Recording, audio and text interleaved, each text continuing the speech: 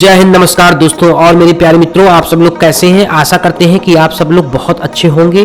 दोस्तों, आज की इस वीडियो में हम लोग सीखेंगे कि how to prepare government job, कैसे प्रिपेयर करें, किस ढंग से हम प्रिपेयर करें कि हमें सही टाइम पे और सही जो हम स्ट्रेटजी के साथ अपने गवर्नमेंट जॉब की प्रिपरेशन कर रहे हैं उसका हमें समुचित परिणाम मिले।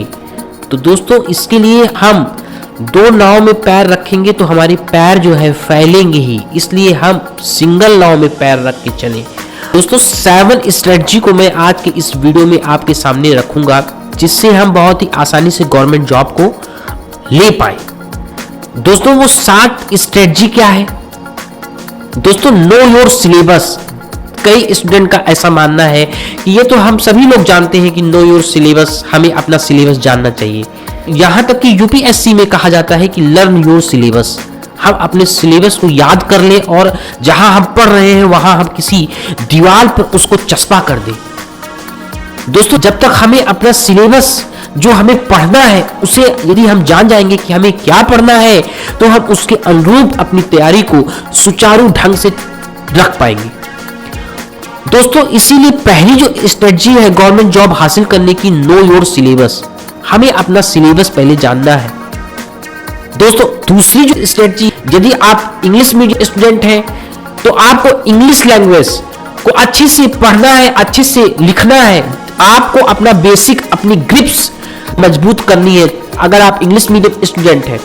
और यदि आप हिंदी मीडियम स्टूडेंट हैं तो आपको हिंदी लैंग्वेज को लिखना आना चाहिए, पढ़ना आना चाहिए और दोस्त आपकी बेसिक मजबूत होना चाहिए, ताकि जो अगर हम प्रीलिम्स या मेंस यूपीएससी की बात करें उसमें जो हमें लिखना पड़ता है, पढ़ना पड़ता है, जो हमें लिखना पड़ता है वो हम इंग्लिश लैंग्वेज में, हिंदी लैंग्वेज में चूज करते हैं। यदि हम ऑब्जेक्टिव टाइप पेपर की बात करें तो उसमें जो हमारे पैराग्राफ्स आते हैं उसको भी हम सुचारू ढंग से, अगर जो हमें लैंग्वेज का ज्ञान होगा, इन दोनों लैंग्वेज का, यदि आप कोई रीजनल लैंग्वेज से भी तैयारी कर रहे हैं तो हमें उस रीजनल लैंग्वेज की बेसिक्स मजबूत रखनी है।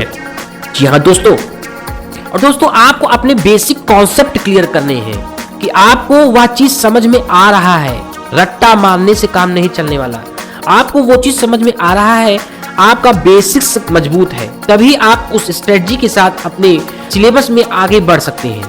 आपको अपने बेसिक्स मजबूत करने हैं, बेसिक कॉन्सेप्ट क्लियर करने हैं, जो हमारे सिलेबस है उसका हमको बेसिक्स मजबूत करना है और क्वेश्चन बेस्ड स्ट्रेटजी करनी है। यानी कि हमें क्वेश्चन बेस्ड स्टडी करनी है। जो भी प्रीवियस ईयर क्वेश्चन पेपर है, डजन्स ऐसे क्वेश्चन पेपर हमें देखने हैं कि किस प्रकार के क्वेश्चन सिलेबस में पूछे गए हैं।